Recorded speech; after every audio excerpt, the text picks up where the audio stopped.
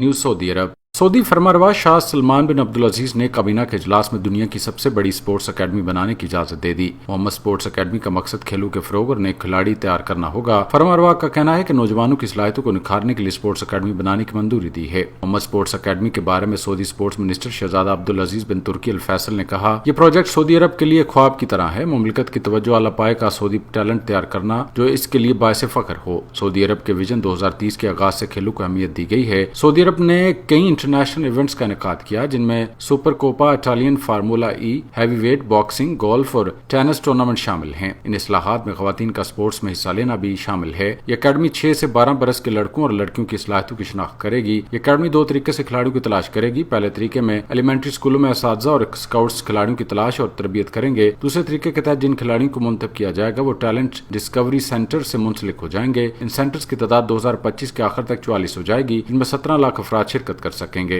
Rana Azeem, SBN news, Saudi Arab.